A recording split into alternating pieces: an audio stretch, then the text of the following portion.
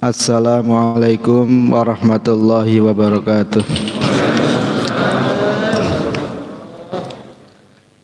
Alhamdulillahirabbil alamin. Wassalatu wassalamu ala asyrafil anbiya'i wa imamil mursalin wa ala alihi wa ashabihi ajmain, amma ba'd. Alhamdulillah wa syukrulillah ala ni'amillah. Segala puji bagi Allah. Alhamdulillah pada pagi ini kita dipertemukan oleh Allah dalam kondisi sehat walafiat, dalam kondisi iman dan Islam. Yang kedua, salawat dan salam marilah selalu kita haturkan kepada qudwah hasanah kita Rasulullah Muhammad sallallahu alaihi wasallam biqaulina Allahumma salli wa sallim ala sayyidina Muhammad wa ala ali sayyidina Muhammad. Bapak-bapak, ibu-ibu yang dirahmati Allah, jadi pada pagi ini insya Allah kita akan sedikit membahas tentang salah satu ilmu di dalam Islam yang sering dinamakan dengan nama ilmu tasawuf, tentang bagaimana kemunculan ilmu sufi termasuk perkembangannya. Ya, ini suruknya sampai jam berapa nggih? Jam 6 nggih. Jadi nanti kira-kira jam 6 kurang sedikit nanti saya berhenti, nanti kita lanjutkan dengan diskusi nggih. Tentang ilmu tasawuf. Ini saya kutip dari kitabnya Imam Ibnu Khaldun dalam kitab Al-Muqaddimah. Nah, di dalamnya dijelaskan tentang bagaimana munculnya ilmu sufi dan perkembangannya. Termasuk juga akan dibahas sedikit tentang efek ya, dari semua ilmu, hampir semua ilmu ya, semua hal itu ada ujiannya.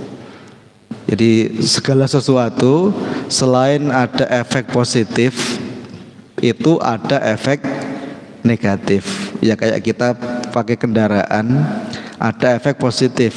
Positifnya apa? Ya kita kemana-mana jadi cepat. Kita kemana-mana tidak capek. Tapi ada efek negatifnya. Apa efek negatifnya? Ya bisa jadi membuat kita malas, jadi kurang bergerak. Berarti kita juga perlu mengeluarkan uang untuk beli bensin.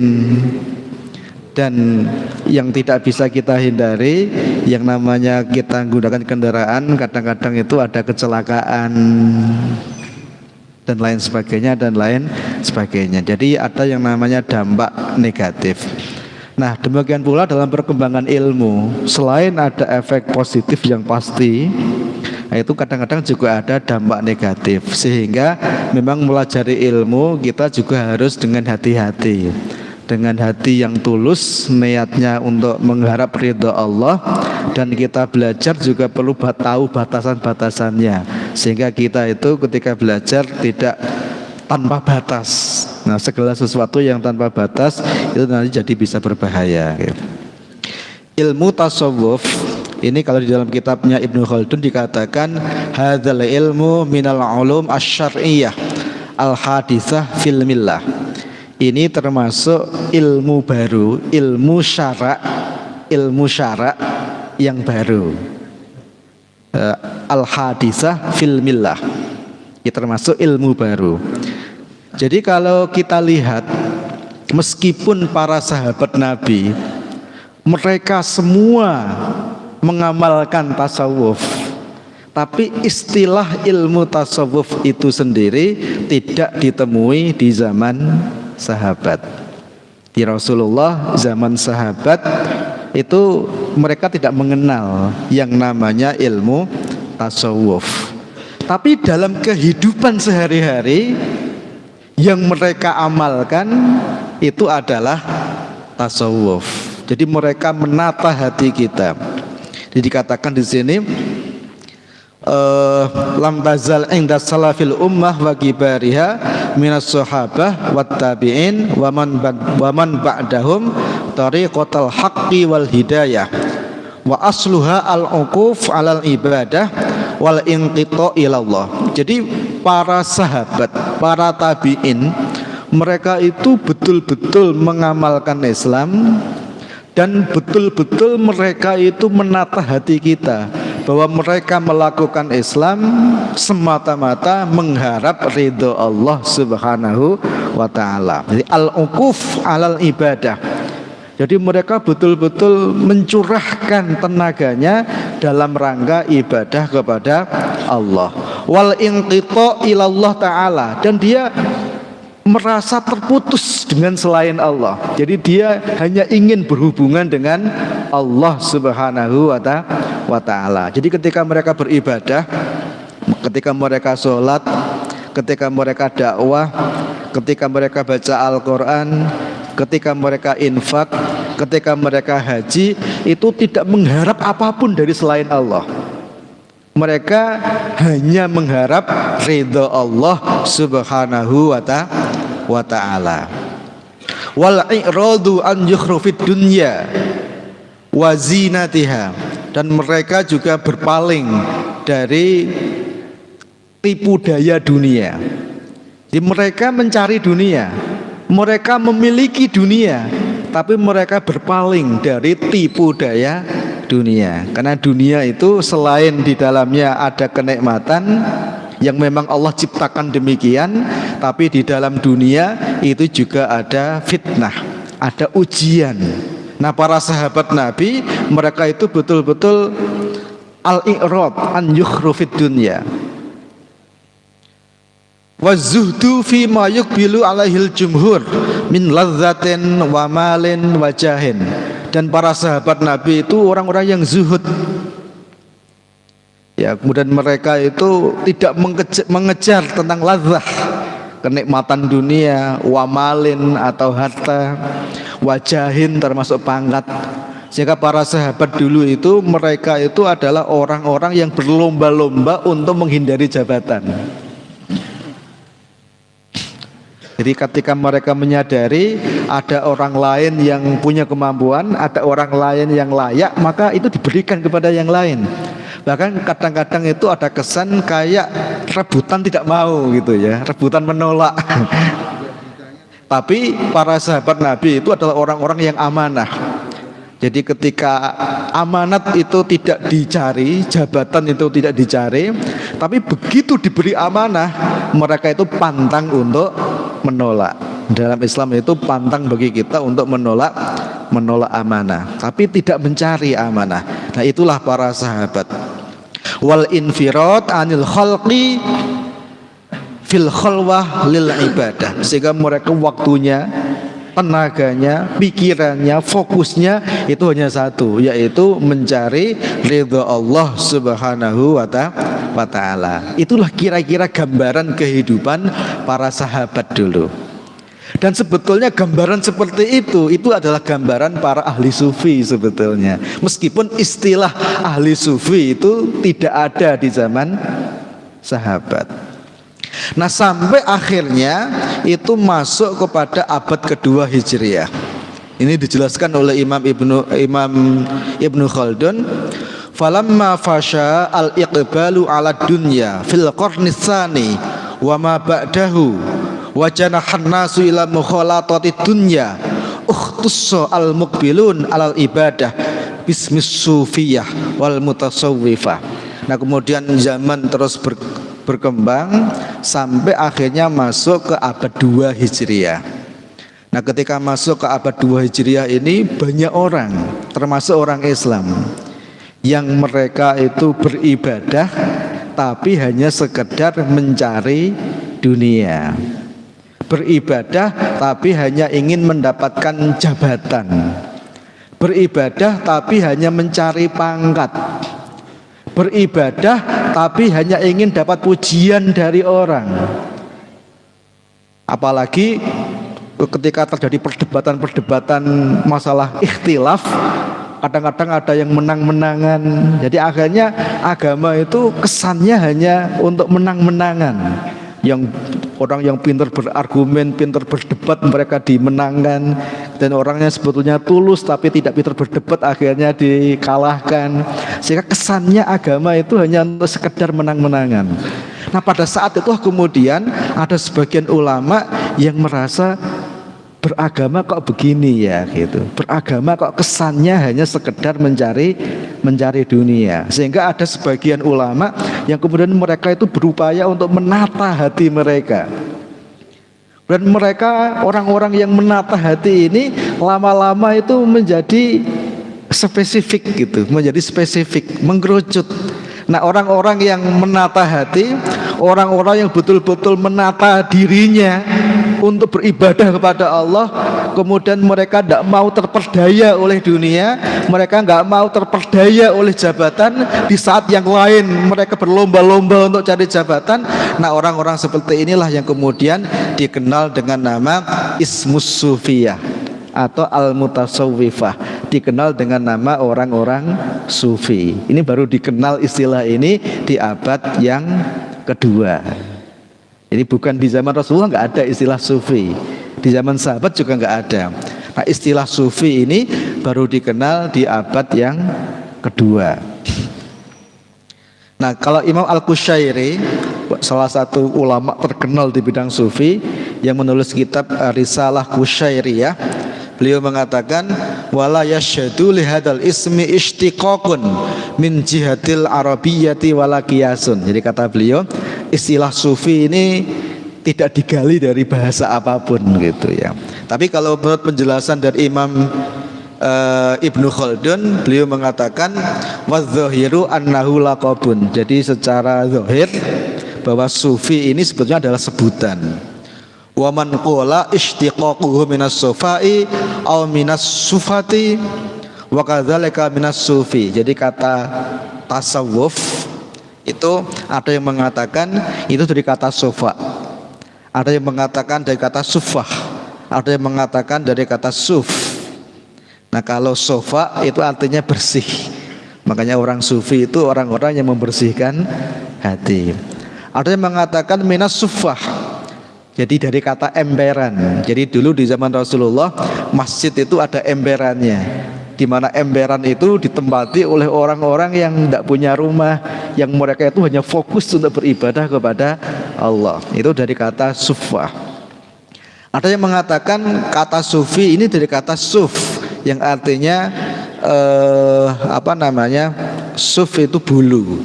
Jadi mungkin jangan dibayangkan dengan bulu zaman sekarang ya. Jadi kalau zaman dulu pakaian yang terbuat dari bulu itu pakaian kasar. Ya ibaratnya kalau ada orang itu, kalau zaman dulu itu bajunya itu lusuh, mungkin pakai dari kain goni, tahu goni ya. Nah, sehingga orang-orang yang nggak peduli dengan penampilan tapi mereka hanya menata hatinya karena Allah, nah itulah dikatakan dengan suf. Jadi dari bulu gitu. Beda dengan yang lain. Kalau yang lain pakaiannya bagus, nah ini enggak, pakaiannya ala kadarnya, makanannya ala kadarnya, rumahnya ala kadarnya. Pokoknya dia itu yang penting hidupnya bisa beribadah kepada Allah. Sehingga kata sufi sendiri ini menurut Ibnu Khaldun itu diambil salah satu dari tiga kata ini. Jadi kata sofa atau sufah atau suf, yang artinya kira-kira tadi itu. Wal azhar in qila bil ishtiqaq annahu minas suf. Tapi menurut Ibnu Khaldun yang paling kuat kata tasawuf itu dari kata suf, yaitu dari kata bulu tadi itu. Di mana mereka itu dikenal karena pakaiannya yang yang sederhana itu. Nah, kemudian para ahli sufi ini falamma ukhtussa haula'i bimadhabiz zuhdi wal infirati anil khalqi wal iqbal alal ibadah ukhtussu bimakhadhi madrikatin laha. Ya, kemudian orang-orang yang seperti ini yang betul-betul menata hatinya hanya ingin beribadah kepada Allah, tidak ingin yang macam-macam. Nah, ini kemudian dikenal dengan nama sufi. Maka mulai abad kedua itu ilmu ini berkembang. Ya, makanya Imam Ibnu Khaldun mengatakan ilmu itu dikenal ada dua mulai saat itu. Jadi al-idrak nau'ani, sehingga ilmu itu berkembang jadi dua. Yang pertama dinamakan dengan idrakun lil ulum, yaitu yang dinamakan dengan al-ulum, dengan al-ilmu, yang bicara tentang benar, tentang salah, bicara tentang yakin, tentang meragukan. Dan yang kedua al-idrak lil ahwali al-qaimah minal farhi wal hazan, yaitu ilmu berkaitan dengan perasaan hati, yang bicara tentang bahagia, bicara tentang sedih, bicara tentang ridho, bicara tentang marah, bicara tentang sabar, bicara tentang syukur, yaitu tentang bagaimana menata hati. Jadi ada al-idrak lil ulum dan ada al-idrak lil ahwal al-qaimah minal farhi. Jadi ada ilmu yang yang kaitannya dengan benar salah, tentang hukum dalilnya apa, argumennya apa, ini ilmu. Kemudian yang kedua ada ilmu baru, yaitu ilmu tentang perasaan, tentang syukur, tentang ridho. Jadi orang itu ya harus syukur, harus ridho, jangan suka marah dan lain sebagainya. Nah ini yang dinamakan dengan al-ilmu anil ahwal, ilmu tentang penataan hati. Nah al-ilmu anil ahwal inilah yang kemudian banyak digeluti oleh para ahli sufi. Kemudian wala yazalu al-murid yataraqqa min maqamin ila maqam. Nah kemudian para sufi ini menata hati, sehingga lama-lama ilmu ini juga berkembang. Ilmu ini berkembang, akhirnya muncul istilah-istilah baru. Sehingga setiap ilmu nanti itu ada yang dinamakan dengan, kalau kemarin kita bahas, ada yang namanya istilah ya. Setiap ilmu ada istilah. Ketika fikih berkembang, muncul istilah baru di dalam fikih. Ketika ilmu hadis berkembang, muncul istilah baru di dalam ilmu hadis. Ketika ilmu tafsir berkembang, muncul istilah baru di dalam ilmu tafsir. Nah ketika ilmu sufi ini berkembang, juga muncul banyak istilah baru di dalam ilmu sufi, yang istilah ini belum dikenal sebelumnya. Jadi memang dari perkembangan ilmu itu juga muncul istilah-istilah yang hanya diketahui oleh orang-orang yang berkecimpung di dalam ilmu tersebut. Yang lain tidak begitu mengetahui. Jadi muncul istilah-istilah itu. Kemudian tujuan utama dari sufi itu adalah ayyantahiya ila tauhid wal ma'rifah allati hil ghayah al matlub lis sa'adah. Nah, tujuan akhir dari munculnya sufi ini adalah untuk menggapai kebahagiaan kehidupan yang hakiki, yaitu mencari ridha Allah Subhanahu wa ta'ala. Dan harapan para ahli sufi ini, yang mereka itu ketika nanti mati dalam kondisi husnul khatimah, mendapatkan ridha Allah Subhanahu wa ta'ala. Jadi hidup itu yang penting dapat ridho Allah, dan ketika mati husnul khatimah. Intinya urip ini cuma kayak ngono, yang lain itu sebetulnya hanya hiasan-hiasan saja gitu. Nah itu yang kemudian didapatkan dari ilmu sufi ini. Sehingga tujuan utama pada waktu itu sufi, para ahli sufi itu adalah al-muhasabah ala nafsi atau al-muhasabah binafsi. Jadi mereka fokus pada menata hati, fokus pada muhasabah, fokus kepada memonitor diri sendiri. Jadi menghilangkan perasaan sombong, menghilangkan perasaan ujub, menghilangkan perasaan riya, sehingga ketika mereka beribadah betul-betul beribadah hanya karena Allah, tidak karena yang lain. Karena di luar sana, kata para ahli sufi, banyak orang yang belajar tapi belajar hanya sekedar untuk mencari pangkat, belajar hanya ingin mencari kedudukan, belajar hanya ingin kemuliaan, tapi belajar bukan karena Allah Subhanahu wa ta'ala.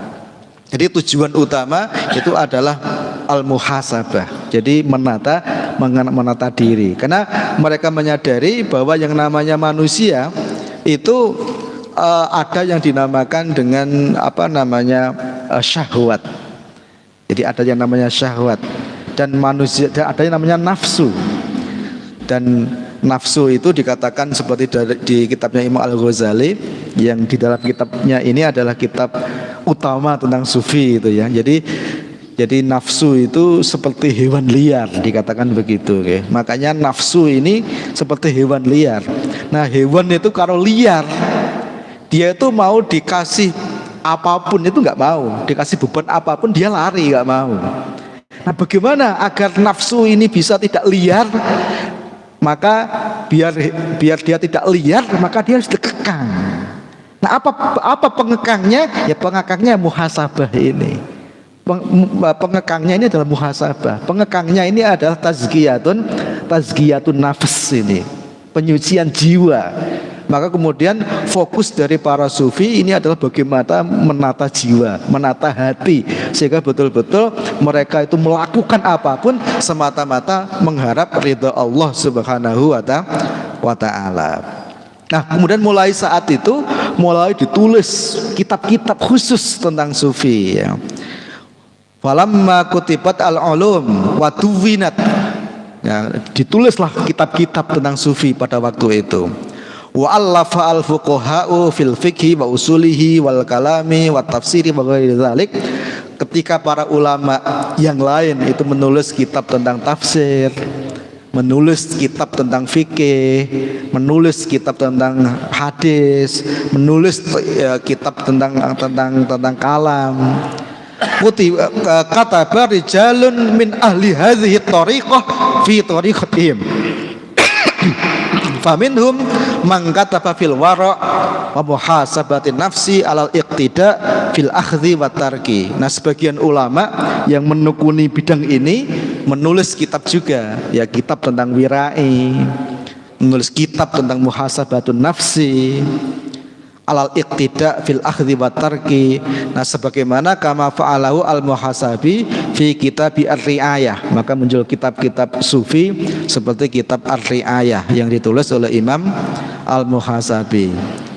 Termasuk yang sangat terkenal ini wa minhum man kataba fi adabit tariqah wa adwaqi ahliha, yaitu seorang ulama yang menulis tentang adab dalam tariqah, jalan menuju Allah, dan tentang rasa yang didapatkan ketika proses menuju itu. Kama fa'alahu al-Qushairi fi kitab ar-risalah. Kemudian sebagaimana Imam al-Qushairi yang menulis kitab yang sangat terkenal di bidang sufi yang namanya kitab ar-risalah, ya. Ar-risalah ini banyak, ya. Termasuk Imam Ghazali juga nulis kitab ar-risalah, tapi beda. Ar-risalah al-Ghazali ini tentang ar-risalah, tentang ilmu usul fikih. Wa jama'a al-Ghazali rahimahullah bainal amraini fi kitabil ihya. Nah, kemudian berkaitan dengan banyak kajian tentang sufi, nah itu dihimpun oleh Imam al-Ghazali yang nulis kitab khusus, yaitu kitab Ihya Ulumuddin yang sangat terkenal sampai saat ini. Nah, Imam Ghazali sendiri itu adalah orang Persia, okay? Dan beliau wafat juga dimakamkan di Persia sampai saat ini, ya. Kalau saat ini namanya Iran, ya. Jadi beliau itu adalah orang Iran, Imam Al-Ghazali itu. Nah, maka mulai saat itu ya akhirnya ilmu sendiri itu akhirnya jadi dua, okay? Jadi ilmu itu ada ilmu dua. Ketika saat itu, yang pertama yang dinamakan dengan ilmu syariah, yang bicara tentang fikih, usul fikih, ilmu hadis, ilmu tafsir. Dan yang kedua yang sering dinamakan dengan ilmu sufi, yang bicara tentang bagaimana menata hati, bagaimana wirai, bagaimana tentang zuhud dan lain sebagainya. Tapi semuanya sebetulnya satu. Semuanya itu adalah bagaimana kita ini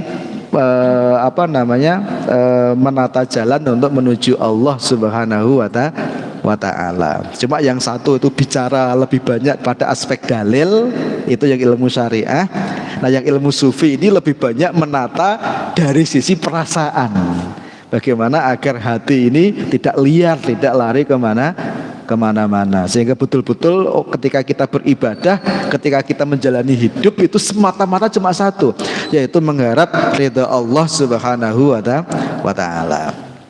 Nah, kemudian ilmu ini berkembang. Jadi ketika para ahli sufi generasi pertama, mereka itu ketika bicara sufi itu bicara tentang menata hati. Nah, ketika orang itu menata hati ditata, kemudian mujahadah.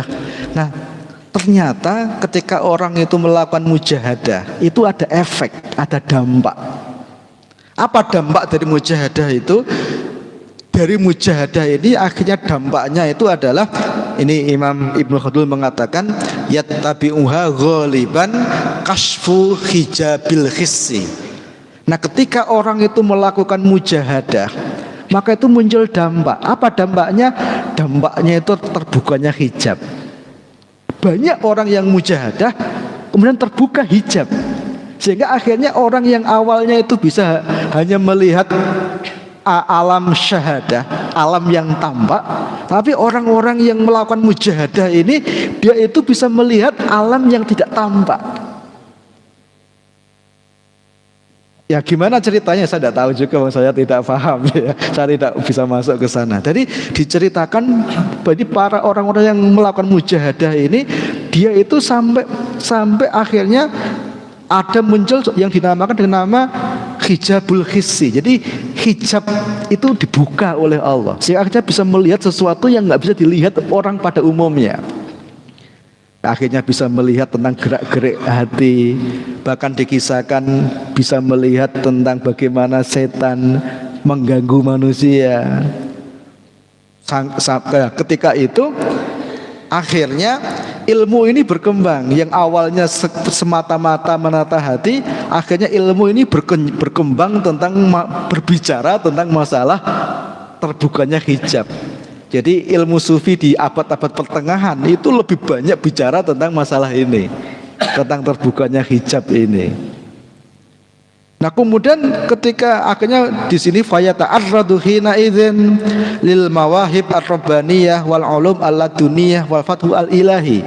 Nah, pada masa-masa pertengahan ini para ahli sufi itu udah mulai banyak bicara, lebih dari sekedar menata hati, sekedar muhasabah, tapi mereka sudah mulai bicara tentang al-mawahib ar-rabbaniyah, pemberian-pemberian yang sifatnya ketuhanan, ilmu-ilmu laduni. Jadi suku bahasanya sudah mulai menuju ke arah sana. Kemudian wataqarrubu dzatuh fi tahaqquqi haqiqatiha 'ala ufuqil a'lam. Ya. Jadi seperti itu. Nah, dulu memangnya para sahabat dulu itu mereka nggak bicara tentang hijab. Iya, sebetulnya para sahabat dulu ketika mereka mujahadah, jadi seperti Abu Bakar As-Siddiq, seperti Umar bin Khattab, ketika mereka itu mujahadah menata hati, memang mereka itu diberikan oleh Allah terbukanya hijab. Makanya kalau kita lihat kisah para sahabat, kadang-kadang itu mereka juga terbuka hijab. Atau kalau dalam bahasa sekarang, mereka itu diberikan karomah, kemuliaan oleh Allah Subhanahu wa taala yang tidak diberikan kepada yang lain.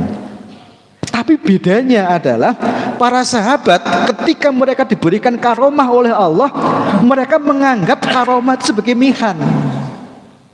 Jadi karomah itu dianggap sebagai ujian.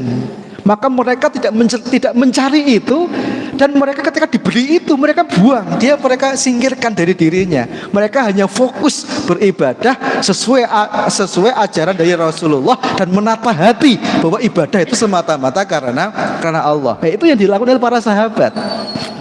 Tapi ketika di abad pertengahan, justru para ahli sufi yang dicari itu karomah itu kadang-kadang gitu. Sehingga akhirnya kadang-kadang itu tujuan utamanya itu mencari ridho Allah, menata hati biar dihilangkan dari rasa sombong, dari rasa iri, rasa dengki.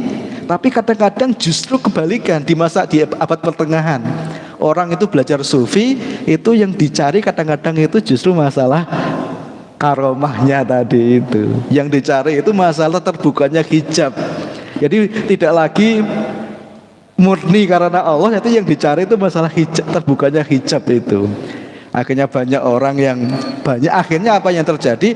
Banyak orang yang melakukan sesuatu yang akhirnya itu melanggar syariah.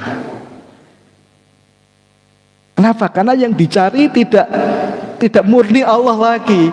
Yang dicari akhirnya kemuliaan dalam bentuk karomah tadi itu. Yang dicari itu bisa terbang, yang dicari kalau dibacok tidak luka, yang dicari itu tidak makan selama sebulan tapi badan masih kuat, yang dicari itu kalau ada orang sakit kalau dipegang langsung sembuh gitu. Jadi memang mengalami pergeseran pencarian. Jadi yang awalnya yang dicari itu keridhaan Allah, tapi di abad pertengahan itu yang dicari itu justru hal-hal yang seperti itu. Ya, yaitu terbukanya hijab itu. Makanya dikatakan oleh Imam Ibnu Khaldun, sebetulnya para sahabat Nabi itu punya karomah.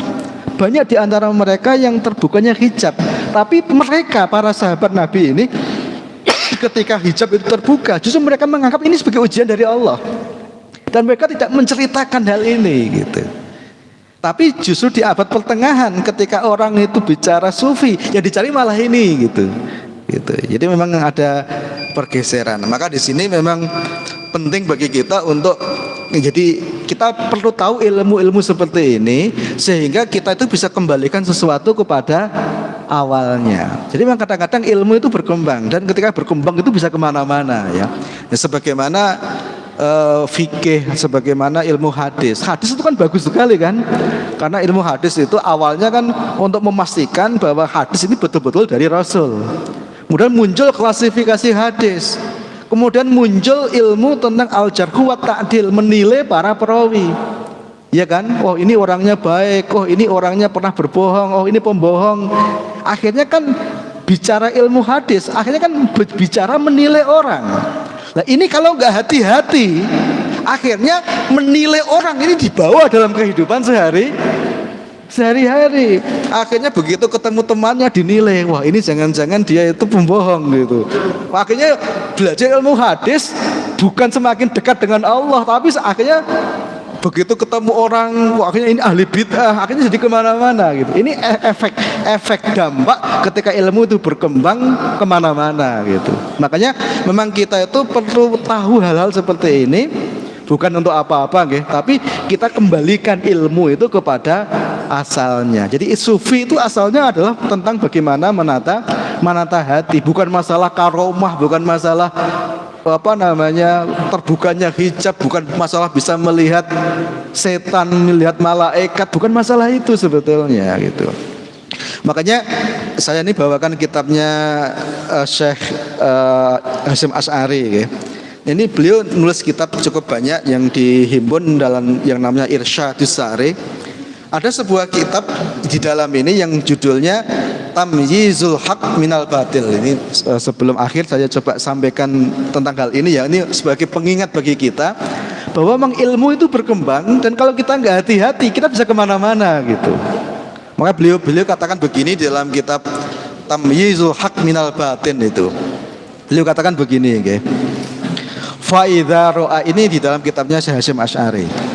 Fa idza ra'aita man yatiru fil hawa wa yamshi 'alal ma' wa yukhbiru bil mughayyabat wa yukhalifu syar'a birtikabil muharramat bi ghairi sababin muhallilin aw yatruku al wajibat bi ghairi sababin mujawwizin fa'lam annahu syaitanu nasabahullahu fitnatan lil juhlah wa khalifah an iblis fahum qutta'u tariqillah ala ibadihi wa adai auliyaillah ad-da'in ila rasyadihi.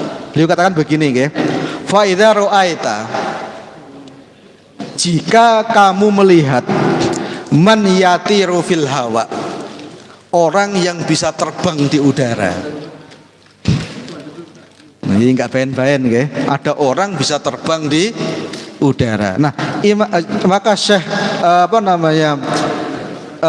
Syekh Hasyim Asy'ari mengatakan, jika kita melihat ada orang bisa terbang di udara, wayamshi alal ma, yang bisa jalan di atas air, wa yukhbiru bil mughayyabat, dan dia tahu hal-hal gaib sehingga bisa mengabarkan kepada kita tentang hal-hal yang gaib, wa yukhalifus syar'a biltikabil muharramat. Tetapi ternyata orang ini itu sering melanggar syariat, sering melakukan keharaman, bi ghairi sababin muhallilin, tanpa ada sebab yang menghalalkan. Au yatruku al wajibat, tapi dia meninggalkan kewajiban, meninggalkan sholat, meninggalkan menutup aurat. Bi ghairi sababin mujawizin, tanpa ada sebab yang membolehkan. Fa'lam, ketahuilah, annau syaitanu, sesungguhnya itu adalah setan. Meskipun bisa terbang, meskipun pakai jubah, meskipun dia bisa cerita tentang hal-hal gaib, ketahuilah itu adalah setan. Nasobahullahu fitnatan lil juhlah, yang memang Allah jadikan sebagai sebagai fitnah, sebagai ujian bagi orang-orang yang bodoh. Wa fitnah wa khalifatan an iblis, dan itu sebetulnya adalah khalifah, wakil dari iblis. Fahum qutta'u tariqillah, mereka itu adalah para pembegal di jalan Allah. Ala ibadi, kepada hamba-hambanya Allah. Wa adai auliyaillah, dan musuh para kekasihnya Allah, musuh para walinya Allah. Ad-da'in ila rasyadih, yang menyeru kepada jalannya Allah Subhanahu wa ta'ala. Jadi intinya, jadi memang kita ini juga harus hati-hati. Jadi ketika kita belajar, kita perlu tahu, dan segala sesuatu itu dikembalikan kepada pokoknya. Jangan liar kemana-mana. Kalau kemana-mana ini jadinya bisa ya kemana-mana jadinya gitu. Oke, barangkali itu guys pengantar yang bisa saya sampaikan. Mungkin ada waktu 1-2 menit barangkali yang bisa kita gunakan untuk diskusi barangkali. Monggo kalau seandainya ada. Nggih, monggo silakan. Nggih. Nggih, monggo.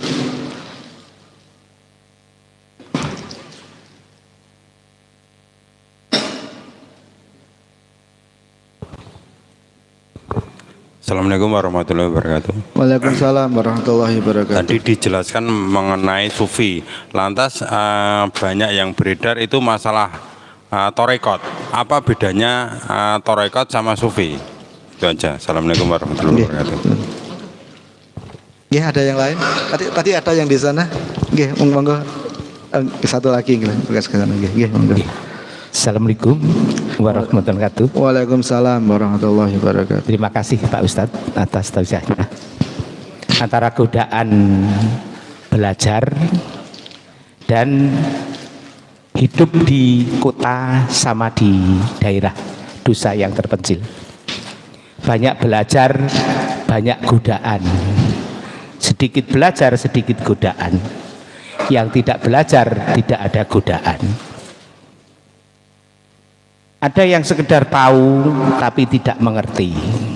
Ada yang mengerti tapi tidak memahami. Ada yang memahami namun tidak mengamalkan. Ada yang tahu ilmu yang tinggi namun sekedarnya. Yang sekedarnya karena sekedar mendengar, membaca pun jarang. Tapi hidupnya di desa pelosok yang gangguan nafsu dunia relatif kecil. Kerjanya hanya ke sawah, pulang ibadah yang sederhana karena dia adalah hanya buruh tani, meninggal dalam keadaan keimanan yang sederhana. Di satu sisi hidup di kota, di dunia yang modern, paham sains, ilmu agama dengan baik, beriman, bahkan pejabat, berkecimpung dengan godaan dunia yang tinggi, kadang-kadang melanggar namun juga bertobat, melanggar lagi, tobat lagi, melanggar lagi dan tobat lagi, namun kemudian dalam kondisi tobat dia meninggal. Nah, perbandingan ini bagaimana Pak Ustadz di dalam pemahaman ilmu? Terima kasih Pak Ustadz. Dan mungkin satu lagi tadi yang sana nggih, tadi yang pertama tadi. Enggak dia.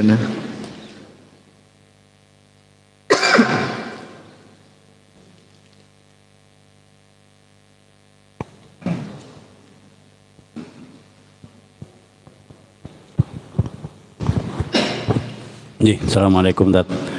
Sedikit apa Tat korelasinya dengan tari sufi Tat, karena ada beberapa penceramah ya, yang Ustadz juga, dia mensosialisasikan tari sufi. Itu korelasinya dengan ilmu sufi apa, Tat? Korelasinya, korelasi dari tari sufi terhadap ilmu sufi itu sendiri, ilmu tasawuf itu sendiri. Terima kasih. Assalamualaikum. Waalaikumsalam warahmatullahi wabarakatuh. Cukup nggih? Ada yang lain? Cukup, saya kira sudah cukup banyak nggih.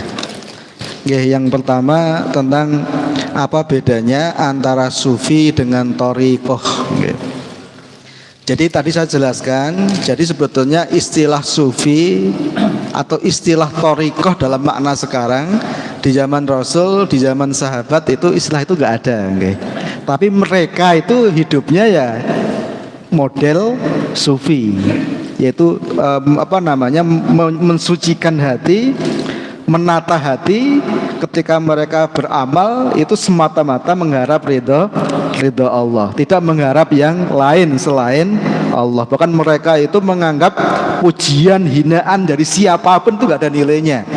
Yang penting Allah ridho. Bahkan bagi mereka semua orang marah silakan, yang penting Allah gak marah. Tapi dipuji semua orang itu berbahaya kalau sampai Allah tidak memuji. Jadi yang dicari itu hanya ridho Allah Subhanahu wa ta'ala. Kemudian di abad kedua, karena mereka itu fokus di bidang itu, sementara yang lain banyak yang sudah mulai ngurusi dunia, banyak mencari kenikmatan dunia. Nah, orang yang seperti ini kemudian diberi nama dengan orang-orang sufi. Nah, kemudian sufi ini berkembang terus. Akhirnya muncul ilmu sufi, sebagaimana muncul kitab tentang sufi. Nah, dalam perkembangan ilmu sufi ini juga sering dinamakan dengan yang namanya ilmu thariqah. Thariqah itu artinya jalan ya. Jadi thariqah itu maksudnya jalan menuju Allah. Jadi orang-orang thariqah, orang-orang sufi ini adalah orang-orang thariqah karena dia itu berjalan menuju Allah atau mereka itu berjalan di jalannya Allah Subhanahu wa ta'ala. Itu di dalam Al-Qur'an dikatakan siapa yang berjalan di jalannya Allah, ya dia akan sampai kepada Allah Subhanahu wa ta'ala. Sehingga sufi itu ya thariqah.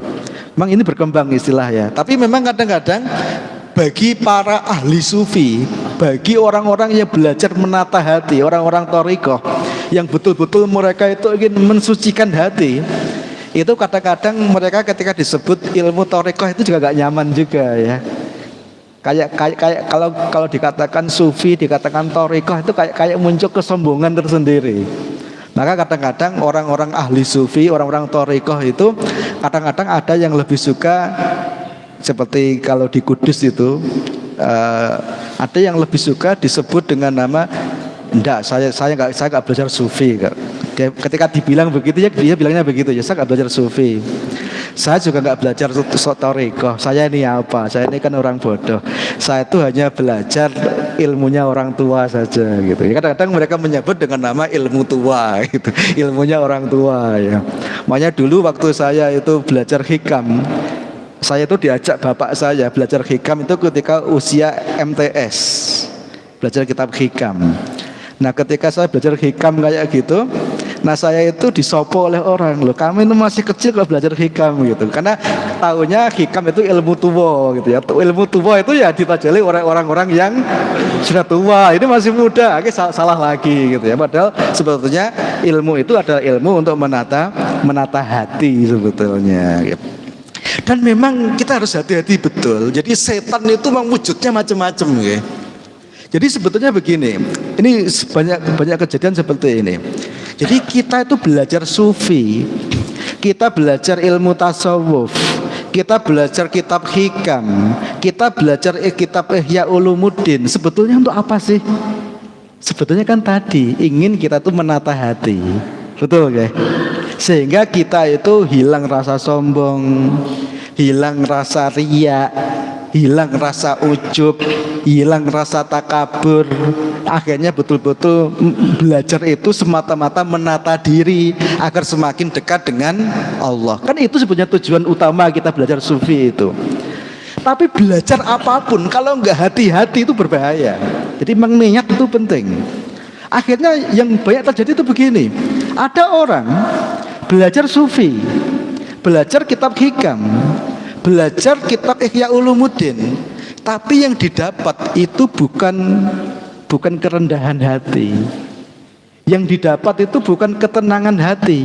Kadang-kadang yang didapat itu kesombongan justru. Akhirnya merendahkan orang lain. Oh itu orang syariat, belum belajar ilmu sufi, wis rasa dianggap omongannya. Muncul kesombongan dari situ akhirnya. Sehingga memang belajar itu yang pertama itu apa? Belajar itu yang pertama itu menata hati memang ya. Betul-betul hati kita tata, niat itu kita tata. Di belajar apapun tuh hasilnya bisa macam-macam memang.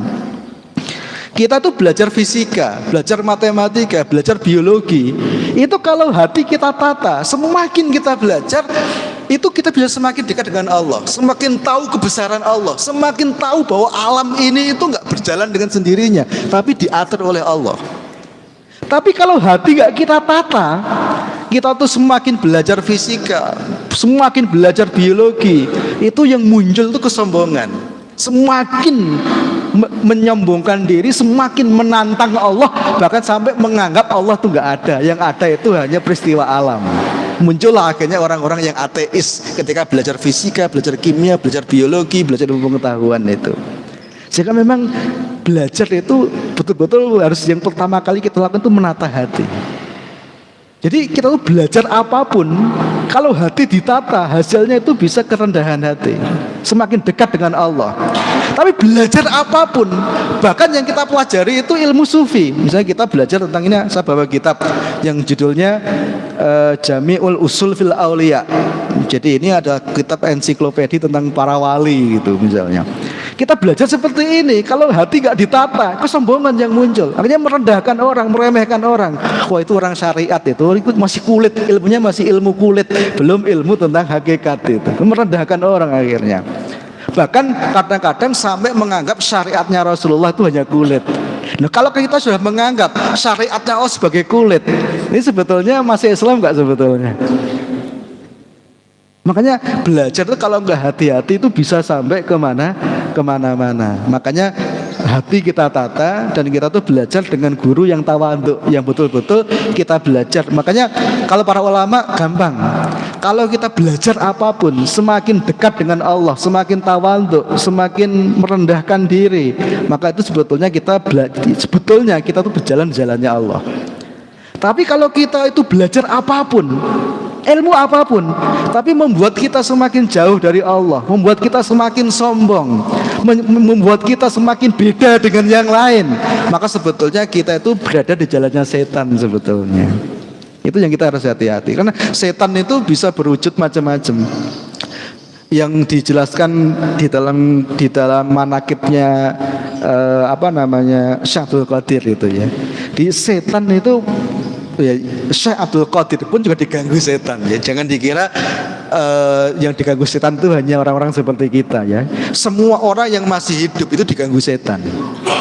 Dan tentu saja orang itu semakin tinggi ilmunya, setan yang mengganggu juga semakin tinggi. Jadi ketika kita bertambah ilmu, memang derajat kita naik. Tapi setan yang mengganggu juga akan semakin naik. Jadi kalau orang seperti kita yang setiap hari itu fokusnya kepada dunia, ya setan itu berupa dunia barangkali ya, berupa dunia, berupa uang, berupa jabatan, berupa wanita. Nah, karena Syekh Abdul Qadir itu sudah meninggalkan hal itu, dia fokus mencari Allah. Nah, setan itu mengganggu seakan-akan itu mirip Allah gitu. Maka ketika Syekh Abdul Qadir itu beribadah kepada Allah di malam hari, sedang menikmati keindahan bersama Allah. Nah itu diceritakan di dalam manakib itu, setan itu datang dalam bentuk hawatif, yaitu dalam bentuk cahaya. Setan datang dalam bentuk cahaya ya. Nah kalau kita setan datang dalam bentuk wanita. Nah kalau beliau setan datang dalam bentuk cahaya, karena makomnya sudah beda ya. Nah kemudian cahaya itu berkata, wahai Abdul Qadir, aku telah terima ibadahmu. Karena kesungguhanmu, aku telah terima ibadahmu. Maka mulai saat ini engkau tidak perlu beribadah lagi kepadaku, karena ibadahmu telah aku terima. Maka mulai saat ini karena kamu telah sampai kepadaku, semua yang aku haramkan sekarang aku halalkan. Sekarang terserah kepadamu, karena engkau telah sampai kepada aku. Gitu. Wah, ini kalau kita tidak tahu ilmu, wah ini bahaya sekali. Apa kata setan? Ya, apa kata Syekh Abdul Qadir? Beliau mengatakan ikhsya ya lain. Kata beliau, terkutuk engkau wahai setan. Setan kaget kan? Loh, jadi mana Anda tahu kalau saya setan? Beliau mengatakan semua yang menghalalkan yang diharamkan Allah itu sebetulnya adalah setan. Karena Anda menghalalkan yang diharamkan Allah, meskipun Anda cahaya, maka Anda adalah setan. Makanya cari ilmu itu harus hati-hati di situ, karena ada selalu yang namanya ujian, ada selalu yang namanya gangguan itu. Makanya menjawab pertanyaan yang kedua, dia sebetulnya hidup itu ujian. Bentuknya macam-macam. Kita mau hidup di desa, mau hidup di kota, mau bersama orang bodoh, mau bersama orang kaya, hidup itu punya ujian. Maka sebetulnya hidup ini mata rantai ujian. Kita tuh diuji terus. Ujian terus sebetulnya. Nah, kapan manusia itu selesai diuji oleh Allah? Manusia itu selesai diuji oleh Allah ketika sudah menghadap Allah Subhanahu wa ta'ala. Maka kita perlu tahu itu, hidup ini ujian. Maka apapun yang terjadi, entah kita kaya, entah kita miskin, entah kita dipuji orang, entah kita dihina orang, entah kita bersama orang pintar, entah kita bersama orang bodoh, entah kita berada di majelis ilmu, atau kita berada di majelis orang-orang yang banyak bermaksiat, itu ujian sebetulnya. Maka yang paling penting bagi kita adalah kita selalu berupaya sekuat tenaga untuk menjalankan syariatnya Allah. Secara fisik kita menjalankan syariatnya Allah, yang wajib kita lakukan, yang haram kita tinggalkan. Di sisi yang lain, yang perlu kita tata itu hati. Karena begitu kita beramal, setan datang mengocok-ngocok, "Iya, Anda tuh hebat ya, nggak seperti yang lain. Anda tuh hebat, subuh-subuh udah ke masjid. Lihat tuh tetanggamu yang lain, tetanggamu itu subuh-subuh sih turu selang gendah wangi." Akhirnya kita ibadah itu muncul kesombongan. Ketika kita melihat tetangga, yang muncul bukan rasa tanggung jawab, tapi yang muncul itu akhirnya kebencian, merendahkan orang lain. Nah, ini makanya selain kita perlu menata fisik dengan syariat, kita perlu menata hati dengan ilmu sufi tadi. Itu sufi itu sebetulnya untuk menata hati. Barangkali itu ya. Nah, kemudian sufi itu berkembang sampai muncul tari-tari khusus yang dinamakan dengan nama tari para sufi itu. Ya, boleh nggak? Ya boleh aja. Sebetulnya kalau menurut saya sih, selama tidak melanggar syariat itu tidak masalah. Pokoknya intinya itu aja. Pokoknya selama tidak melanggar syariat itu tidak masalah. Tapi begitu dia sudah melanggar syariat, maka sebetulnya itu adalah tipuan dari setan. Sebetulnya sederhananya itu aja. Pokoknya yang paling penting kita itu terikat dengan syariatnya Allah, dan kita menjalankan sesuai kemampuan kita nikmati itu. Dan yang kedua, kita tata hati kita, jangan sampai hati kita itu dihinggapi kesombongan, termasuk merendahkan pihak yang lain. Kalau misalnya kita melihat ada orang lain itu berbuat kemaksiatan, kita harus menganggap ini amanah yang Allah perintahkan kepada kita untuk menasihati, bukan untuk menyombongkan diri kepada dia, tapi untuk menasihati mereka. Jadi akhirnya yang ada itu adalah tawassul bil haq dan tawassul bis sabr. Barangkali itu nggih. Ini sedikit kita kembalikan ilmu kepada awalnya, bagaimana ketika ilmu itu muncul. Semoga ada manfaatnya. Barakallahu li wa lakum wa nafa'ani wa iyyakum bima fihi minal ayati wa dzikril hakim. Innahu huwas samiul alim. Wassalamualaikum warahmatullahi wabarakatuh.